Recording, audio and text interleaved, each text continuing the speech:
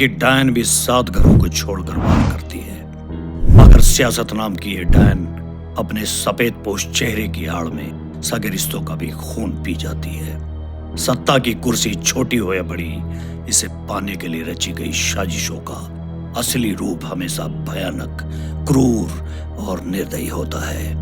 और ऐसा ही कुछ हुआ था हमारे सहारनपुर गांव में। और सहारनपुर गांव में जुल्म और अत्याचार की इस रात का अंत करने के लिए एक शेरनी का उदय होता है।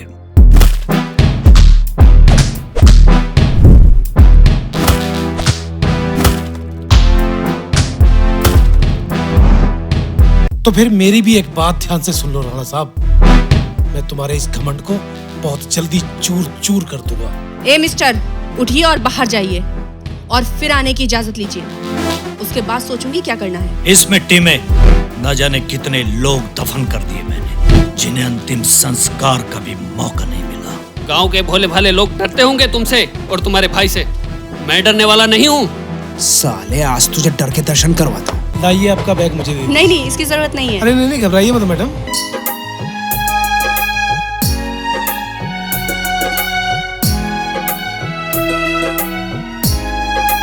ज्यादा हवा में उड़ने की जरूरत नहीं है मैडम। जंगल में शेर अपनी ताकत से राजा होता है और इस गांव में राणा जनता की ताकत से सरपंच है। अपनी तैयारी रखना राणा साहब, क्योंकि बहुत ही जल्द मैं तुम्हारा एक टेंडर भी छीनूंगा और तुम्हारी ये प्रधानी भी। रोक सको तो रोक लेना। कहाँ है बे तेरा भाई? तेरा भाई किधर है? तो क्या इसमें राणा और उसके भाई का हाथ हो सकता है? बिल्कुल हो सकता है, आप खोद कर देखिए ना। मुझे समझ नहीं आता अब तक आप उस साहिल को क्यों छोड़े हुए हैं।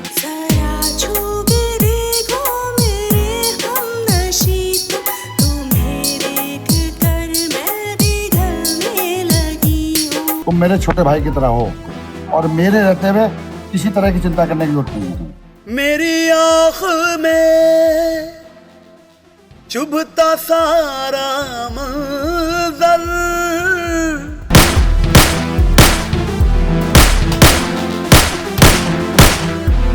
इतना परेशान होने की जरूरत नहीं है साहिल, ये सियासत की जंग है।